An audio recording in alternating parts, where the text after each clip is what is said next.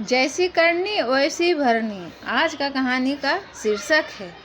एक गांव में मीना अपने पति व 4 बेटों के साथ रहती थी। वह अपने परिवार के साथ खूब खुशहाल थी। वह मध्यम आय वाले परिवार था, अतः मीना परिवार की कमाई का अधिकांश भाग बच्चों की शिक्षा पर खर्च करती थी। पिता भी बच्चों को खूब प्यार करता था। एक दिन अचानक मीना का पति बीमार हो गया। डॉक्टर व वैद्यों को दिखाया, परंतु उन्हें उसकी बीमारी का पता नहीं लग सका। फिर अचानक उसकी मृत्यु हो गई। मीना जैसे तैसे अपने बेटों को बड़ा करने लगी, परंतु जैसे जैसे वे बड़े होते गए उन्हें शहर जाने का भूत सवार होने लगा। धीरे धीरे वे गांव छोड़कर शहर चले गए। शहर में ही विवाह कर वहीं रहने लगे। मीना बूढ़ी हो चुकी थी, परंतु उसने हिम्मत नहीं हारी थी। सिलाई बुनाई का काम करके अकेले ही रहती थी और अपने घर का गुजारा चलाती थी। एक दिन वह रसोई में खीर बना रही थी। खीर कई घंटों से पक रही थी। तभी मीना को थकान महसूस होने लगी। वह रसोई के पास आंगन में चारपाई डालकर उस पर लेट गई। मीना की अचानक आंख लग गई, क्योंकि वह दिन भर की थकी हुई थी। उसके पास घर के नाम पर एक कमरा का किराए का मकान था। उसका अपना मकान कब का बिक चुका था। उसे बेटे से शिकायत थी, परंतु वह कुछ कर नहीं सकती थी। उसके 4 बेटे गांव छोड़कर जा चुके थे। उन्हें वहां से कई वर्षों बीत गए थे और वे गांव के बारे में सब कुछ भूल चुके थे, परंतु वे वहां जाकर बेईमान बन गए थे। 4 बेटे मिलकर घरों में चोरी करते थे, फिर माल बांट कर उसी से अपना परिवार का गुजारा करते थे। उन्हें न तो माँ की फिक्र थी, न ही कोई सुध का। माँ का क्या हाल होगा यह वे नहीं जानना चाहते थे। 4 बेटे चोरी में इतने माहिर हो चुके थे कि वे कभी पकड़े न जाते थे। एक दिन उन्होंने एक सफार के यहाँ चोरी की और खूब माला माल हो गए। लेकिन चोर को तो चोरी के सिवा कुछ करना ही नहीं आता है, अतः वे आलसी बनकर उस माल पर ऐश करने लगे।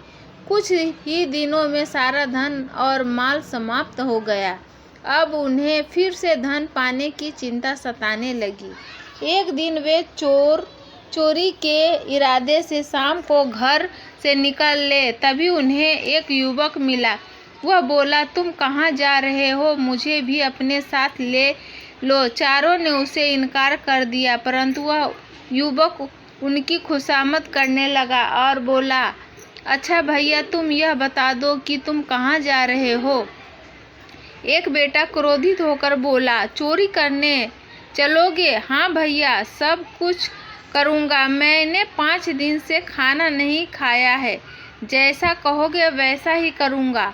जो दोगे वही ले लूँगा। अपना हिस्सा भी नहीं मांगूंगा। 4 भाइयों की बात जच गई कि मुफ्त में नौकर मिल रहा है जो चोरी में भी साथ देने को तैयार है, फिर वह अपना हिस्सा भी नहीं मांगेगा। उन्होंने युवक को साथ ले लिया, परंतु उसे समझाया, देखो तुम पहली बार चोरी करने जा रहे हो, अतः कोई बेवकूफ़ी मत करना। युवक तैयार हो गया और उन 4 के साथ चल दिया।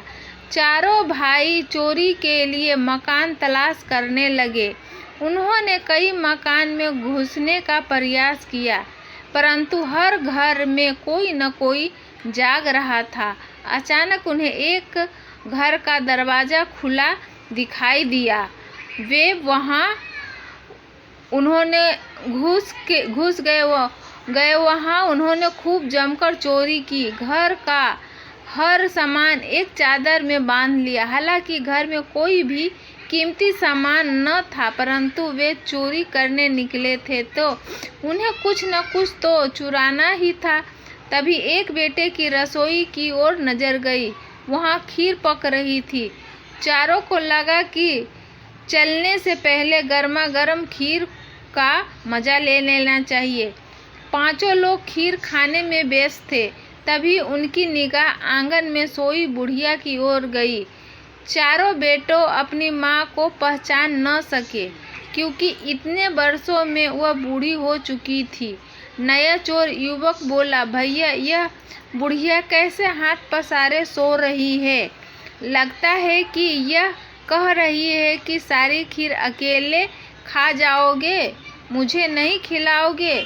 दूसरा बोला, हाँ और क्या, यह अपने लिए खीर पका रही थी और हमने ख़त्म कर दी तो यह क्या खाएगी। तभी युवक तेजी से उठा और एक चम्मच खीर बुढ़िया के हाथ पर रख दी। गर्म खीर हाथ पर रखते हुए बुढ़िया चिल्लाते हुए उठ बैठी। वह चिल्लाई, बचाओ, मैं मर गई। उसकी आवाज़ सुनकर पांचों चोर घर के अलग अलग कोने में छिप गए। मीना के चिल्लाने से बहुत सारे पड़ोसी दौड़ आए और पूछने लगे कि क्या हुआ, वह क्यों चिल्ला रही थी। अचानक हाथ पर गर्म खीर रखने से और भीड़ इकट्ठी होने से मीना कुछ समझ ही नहीं सकी कि क्या हुआ। वह नींद में थी। तभी एक पड़ोसी ने पूछा, अम्मा क्या हुआ? मीना बोली, पता नहीं क्या हुआ, मैं तो सो रही थी। यह खीर मेरे हाथ पर कहाँ से आई, यह तो ऊपर वाला ही जाने। सभी चोर अलग कोनों में छिपे बुढ़िया की बातें सुन रहे थे और घबरा रहे थे कि वे कहीं पकड़े न जाए। युवक, जो नया चोर था और पहली बार चोरी करने निकला था, इत्तेफाक से ऊपर छत के किनारे छिपा बैठा था। मीना की बात सुनकर उसे यूँ लगा कि बुढ़िया ने उसे देख लिया है, तभी कह रही है कि ऊपर वाला जाने। वह ऊपर छिपे ही जोर से बोला, मैं क्या जानूं, यह तो बाथरूम वाला जाने कि क्या हुआ। युवक की बात सुनकर बाथरूम में छिपा चोर घबरा गया कि वह पकड़ा जाएगा तो उसकी पिटाई होगी। वह स्वयं को बचाने के प्रयास में बोला, मैं क्या जानूं, चारपाई के पीछे वाला जाने। तभी चारपाई के पीछे वाला बोल उठा, वाह, मुझे क्यों फंसा रहे हो, मैं क्या जानूं, सीढ़ियों वाला जानता है कि क्या हुआ। सीढ़ियों वाला ने भी तुरंत इसी तरह चिल्लाकर कहा, मुझे क्यों फंसाते हो, मैं क्या जानूं कि क्या हुआ। यह तो बिस्तर के पीछे वाला जानता है। सारे अड़ोस पड़ोस और मीना भी हैरान थी कि आवाज़ कहाँ कहाँ से आ रही है। वे सब एक साथ झपट पड़े और पांचों चोरों को पकड़ लिया। पांचों चोरों को जेल में डाल दिया गया।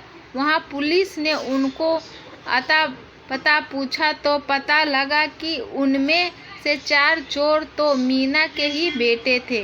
चारों ने बहुत मिन्नत की उन्हें बख्श दिया जाए, परंतु मीना ने कहा, मैं बचाने वाली कौन होती हूँ, जैसी करनी वैसी भरनी। फ्रेंड्स, ऐसी कहानी सुनने के लिए चैनल से बने रहे। इस वीडियो को लाइक करें, शेयर करें।